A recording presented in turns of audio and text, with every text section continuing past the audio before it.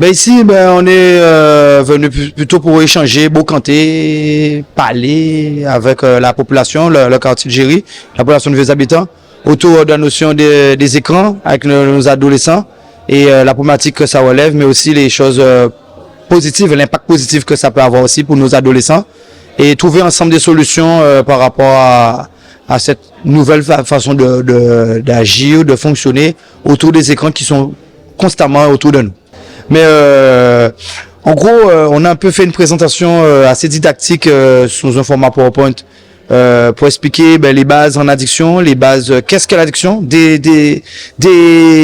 dramatiser sur la notion d'addiction, bien clarifier cette notion qui est très médicale avant tout, et ensuite parler justement de tous les enjeux des dépendances, et notamment des dépendances aux écrans.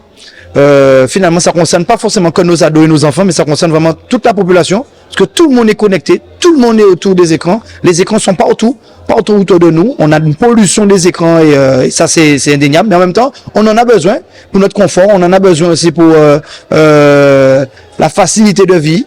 Et donc du coup, l'accès à l'information, l'accès à l'éducation, il y a certains points positifs que les écrans nous apportent, notamment avec nos jeunes. Puis ça permet d'intégrer un groupe, d'exister. Donc on a évoqué ces points positifs, ces impacts positifs avec la population, qui semblaient plutôt d'accord et en harmonie avec les éléments portés.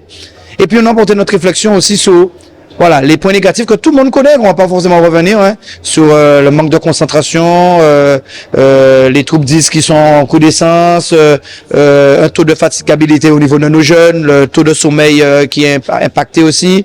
Donc les écrans qui vraiment agissent sur nos fonctions exécutives, la mémorisation, la planification, la flexibilité mentale.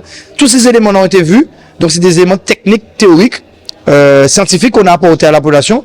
Mais on a surtout sensibilisé sur le fait que c'est un outil qui est au cœur de notre quotidien. Comment faire pour pouvoir agir, fonctionner avec un usage équilibré, non toxique, et que ça puisse être efficient pour toute la population. Voilà. Et alors, cette manifestation, nous la faisons dans le cadre de la semaine de la parentalité, mais surtout, nous cherchons à éduquer. Nous sommes dans une commission à éducation.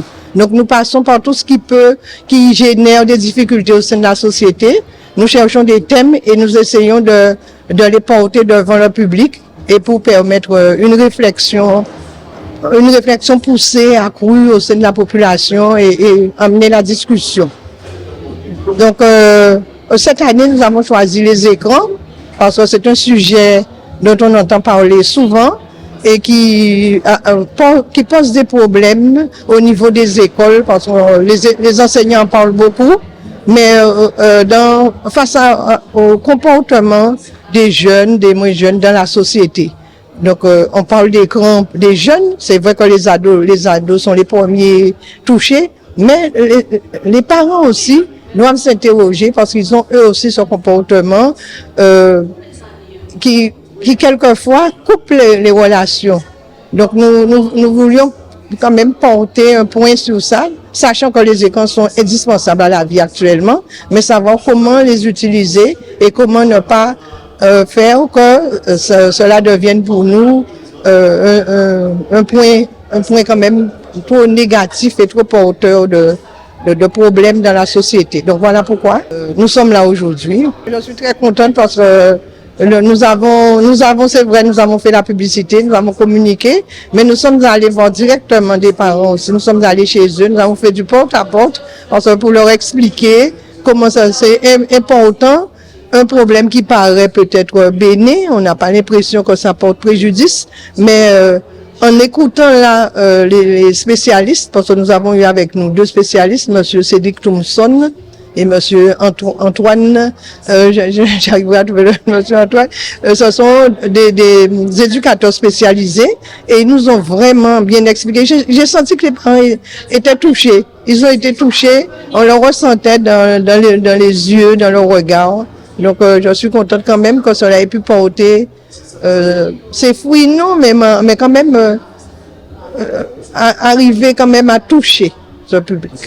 C'est une manifestation que nous menons en collaboration avec la CAF dans le cadre de la semaine de la parentalité. Alors, c'est chaque mois de décembre. Nous en sommes à la 4e édition, parce que les 3 premières, nous les avons faites dans d'autres secteurs, secteurs de sections de vieux habitants. Nous avons déjà vu Cousinière, Le Bourg, Marigot, et cette année c'est Géry, et l'année prochaine ça sera une autre section que nous dévoilerons après. Mais nous cherchons toujours des sujets de société.